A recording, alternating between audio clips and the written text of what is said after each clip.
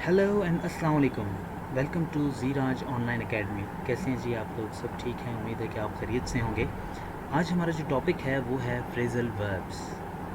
अच्छा, phrasal verbs जो हैं ये वो फ्रेजेस या वो टर्म्स या वो ग्रुप ऑफ वर्ड्स हैं कि जिसमें एक वर्ब होती है हमारे पास, साथ एक प्रपोजिशन, एडवर्ब या दोनों भी हो सकते हैं। जिस तरह मैं आपको एक एक तीनों की एग्जांपल देता हूँ। जिस तरह हम कहते हैं लुक अप, तो लुक जो है इसमें ये है वर्ब और अप इसमें एडवर्ब है। इसी तरह अगर मैं कहता हूँ सी टू, तो उसमें सी वर्ब है और टू टी ओ टू जो है वो प्रपोजिशन है। इसी तरह अगर कहते हैं लुक डाउन ऑन, ठीक है, तो उसमें लुक वर्ब है अगेन, डाउन जो है वो एडवर्ब है और ऑन प्रपोजिशन है।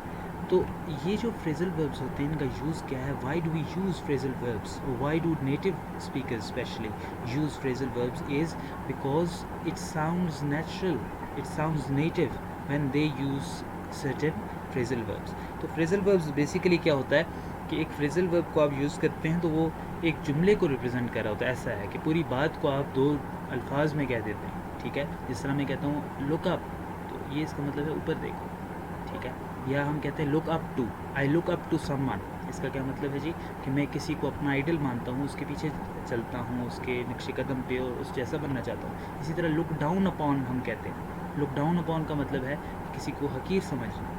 तो look up to and look down upon या लुक डाउन ऑन। तो ये देखिए कि एक फ्रेजल वर्ब्स बिल्कुल डिफरेंट है। अगर हम अलग-अलग इंडिविजुअल वर्ड्स का इसमें मीनिंग देखें, लुक डाउन अपॉन या लुक अप टू, तो इनके डिफरेंट मीनिंग्स बनेंगे इंडिविजुअल वर्ड्स के। लेकिन जब ये साथ मिलते हैं, जिस तरह मुहावरों में होता है, जिस तरह इडियम्स में होता है, ये भी इडियोमेटिक एक्सप्रेशंस आप इनको कह सकते हैं कि इनमें जो है वो अलग-अलग हर वर्ड को नहीं देखा जाता, बल्कि साथ एक साथ मिला के देखा जाता है कि वर्ड्स के क्या मीनिंग्स हैं या फ्रेजल वर्ब्स के क्या मीनिंग है। तो चलें जी स्टार्ट करते हैं। फर्स्ट स्लाइड हमारे पास है, what is a phrasal verb? A phrasal verb is a combination of words, a verb plus a preposition or verb plus adverb। तो देखें, या तो ये एक verb plus preposition हो सकती है या एक verb plus adverb हो सकती है, ठीक है। यहाँ पे हम इसी के साथ डील करेंगे, एक जहाँ पे phrasal verb consists of a verb plus a preposition और a verb plus an adverb। तो यहाँ इसमें यहीं तक हम देखेंगे। आगे जाके इंशाल्लाह मैं एक और वीडियो शायद बनाऊँ कि जिसमें मैं उसको भी एक्सप्लेन करूँगा कि जहाँ पे एक वर्ब के साथ एक एडवर्ब भी होगा और प्रपोजिशन भी होगा, सही है। और यहाँ पे भी एग्जांपल्स में आपको कुछ जो है वो मिल सकती है। तो ये जो है वो हो गई जी डेफिनेशन, जिसको कह सकते हैं हम। Typically there meaning is not obvious from the meanings of the individual words themselves. और ये अभी मैंने बात आपको पहले बताई कि इनके जो आम तौर पे या अमूमन या हम अमूमन जब देखते हैं तो क्या होता है कि इनके मीनिंग्स जो हैं वो ज़रूरी नहीं है कि वो इंडिविजुअल वर्ड्स में से हमें मिलें। तो हमें क्या करना पड़ता है, उनको साथ एक साथ देखना पड़ता है, and then we get to know the meaning of phrasal verb. तो she has always look down on me, देखिए इसका क्या मतलब है कि उसने मुझे हमेशा हकीर जाना। She has always look down on me. अब fighting broke out among a group of 40 man. अब यहाँ पे क्या है, ब्रोक आउट का क्या मतलब है, शुरू हो गई। देखिए ब्रोक आउट का वैसे टूटना मतलब होता है, ब्रेक की पास्ट फॉर्म है ब्रोक। लुक डाउन नीचे देखना किसी के ऊपर, लेकिन यहाँ पे क्या मतलब होगा, हकीर मानना किसी को। इसी तरह fighting broke out among a group of 40 man, तो फाइटिंग शुरू हो गई, लड़ाई शुरू हो गई 40 मर्दों के दरमियान। I will see to the animals, मैं उनकी जो है वो देखभाल करूँगा या करूँगी एनिमल्स की। तो देखिए ये C2, अब वैसे C2 का क्या मतलब होता है जी, देखना। लेकिन हम कहते हैं ना, वैसे आमतौर पे भी इस्तेमाल करते हैं, मैं इनको देखूंगा तो तुम ये काम करो, मैं ये देखता हूँ तुम वो करो, या तुम वो देखो मैं ये करता हूँ। तो देखेंगे ये इसको हम इस तरह कह सकते हैं C2, मतलब दिखने में वो बिल्कुल डिफरेंट मीनिंग्स हैं इनके इंडिविजुअल वर्ड्स के, but when they come together and we get the meaning out of them, तो वो जो है वो बिल्कुल डिफरेंट मीनिंग होता है। और उसको फ्रेजल वर्ब तब हम कहेंगे जब एक वर्ब और एक प्रपोजिशन, एक वर्ब और एक एडवर्ब, या एक वर्ब एक प्रपोजिशन और एक एडवर्ब के साथ मिल के एक जो है वो एक्सप्रेशन बना होगा या एक फ्रेजल वर्ब बना होगा। Don't put me off, I am trying to concentrate. जी पुट मी ऑफ का क्या मतलब होगा, पुट मी ऑफ या पुट ऑफ का क्या मतलब है कि आप जो है वो फोकस अपना खो देते हैं, आप डिस्ट्रैक्ट हो जाते हैं। तो इसकी जगह हम ये भी कह सकते हैं don't distract me, I am trying to concentrate.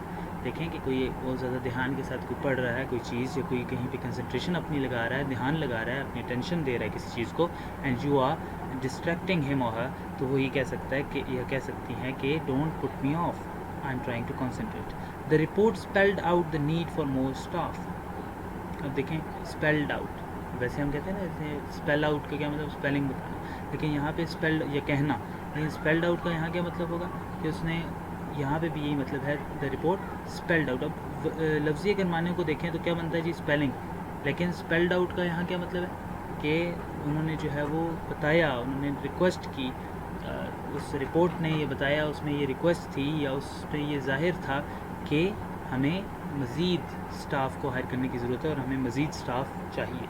तो देखें कि ये कितना डिफरेंट है फ्रेजल वर्ब्स में जो मीनिंग्स हैं वर्ड्स के, और जो वो इंडिविजुअल वर्ड्स के मीनिंग्स हैं जो फ्रेजल वर्ब्स जिनसे मिल के बनाए। So we need to make that difference and we need to see the concept all together. हमें पता होना चाहिए कि ये कॉन्सेप्ट क्या है पूरा, और तभी हम जो है वो अच्छे तरीके से जो है इनकी एग्जांपल्स देख भी सकते हैं, याद भी कर सकते हैं और समझ भी सकते हैं, because the concept is the important thing. तो ये इंट्रोडक्टरी क्योंकि लेक्चर है इस पे, तो इस वजह से मैं जो है वो कॉन्सेप्ट थोड़ा सा आपको समझा रहा हूँ और साथ में एग्जांपल्स भी जो भी हैं साथ, तो वो भी आपको बता रहा हूँ, ठीक है। होप इट्स हेल्पफुल और यूज़फुल। तो आपने फिर बताना है मुझे कमेंट सेक्शन में if there is a problem regarding this lecture या दिस डिस्कशन या वीडियो, ठीक है।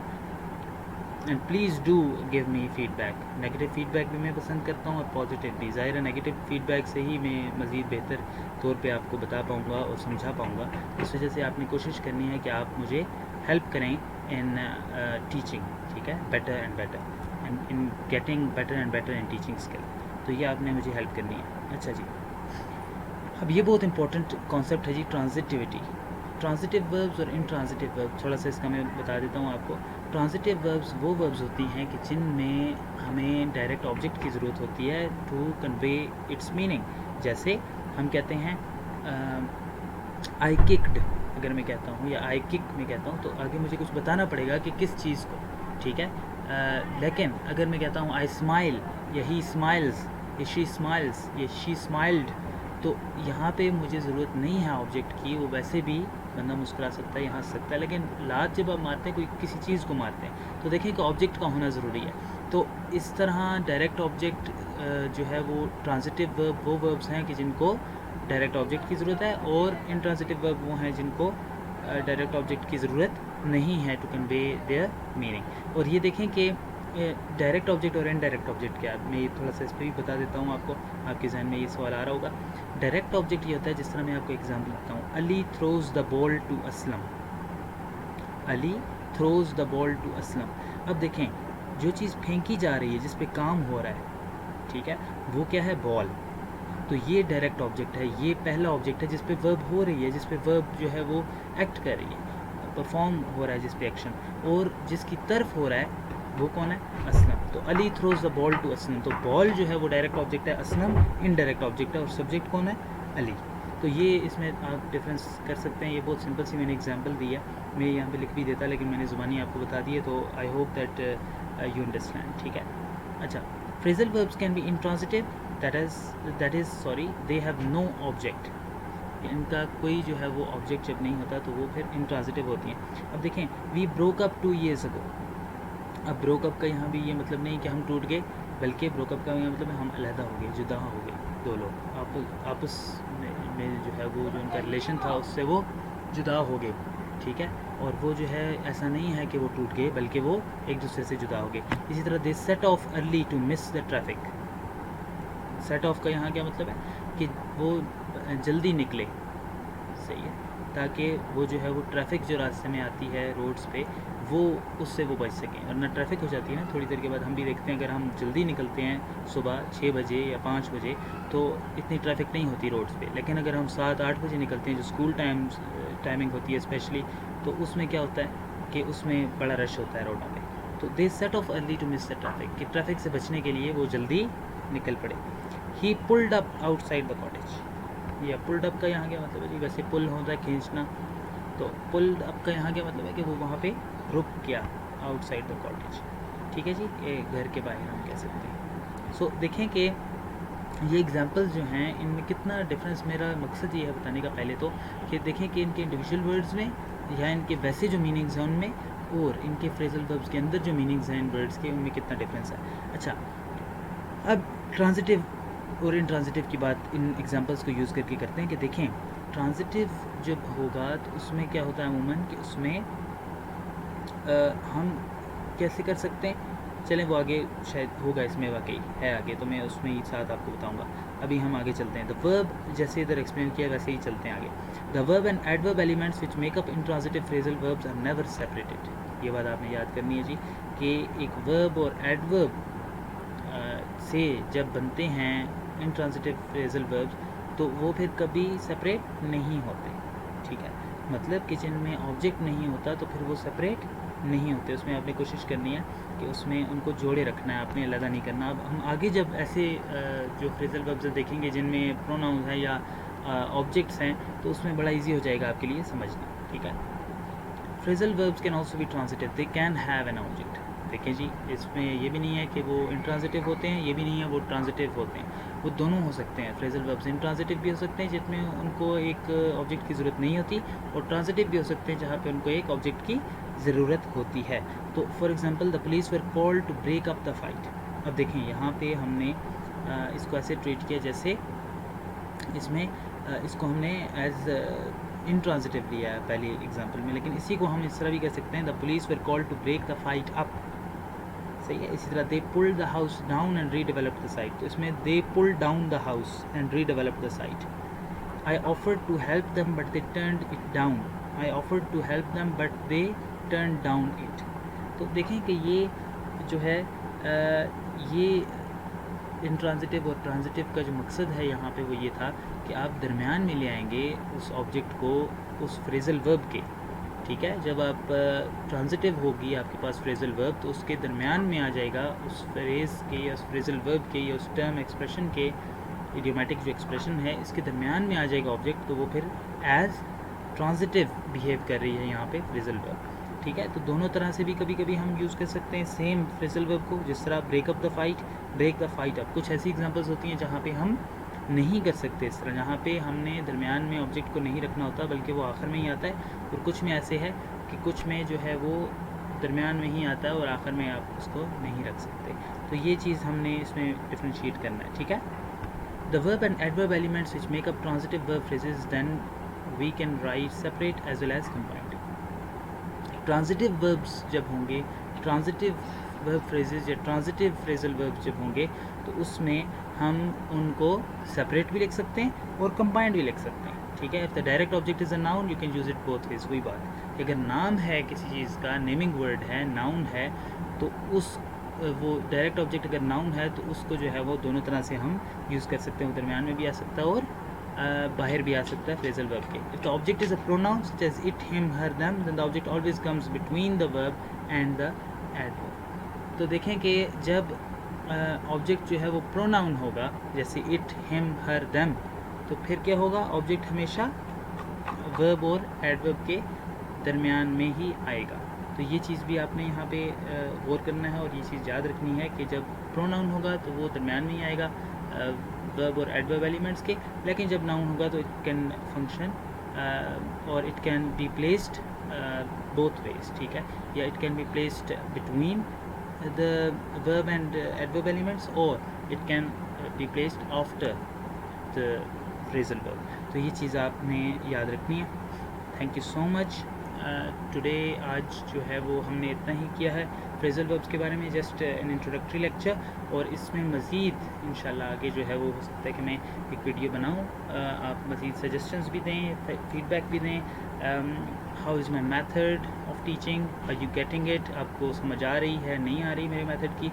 अगर आपको समझ नहीं आ रही तो आप उसमें मुझे बताएं कि क्या इम्प्रूवमेंट्स लाई जा सकती हैं। जो भी आपकी इम्प्रूवमेंट्स होंगी, जो majority of you guys would suggest, तो वो मैं कोशिश करूँगा कि मैं इनकॉर्पोरेट करूँ, क्योंकि देखें कभी कभी हमारी सजेशंस भी गलत होती हैं, तो आपने नाराज़ नहीं होना, आपने जो है वो इसमें नहीं सोचना कि मेरी सजेशन नहीं ली गई या उस पर अमल नहीं किया गया, बल्कि उसमें से जो बेहतर होंगी, because I am a teacher and I have also studied it deeply कि जी क्या क्या चीज़ें हैं, कौन कौन से मेथड्स हैं, किस तरह समझ आती है, कैसे अच्छे तरीके से हम स्टूडेंट्स को समझा सकते हैं। तो हो सकता है कि आपका जो एक्सपीरियंस रहा हो वो डिफरेंट रहा हो, लेकिन अगर आप इसमें जो है वो अपनी हैबिट इसको बनाएंगे, इस तरह के मेथड्स के सामने बैठना और समझना और सुनना, तो हो सकता है कि आपको कॉन्सेप्ट्स अच्छे से समझ आ जाएं।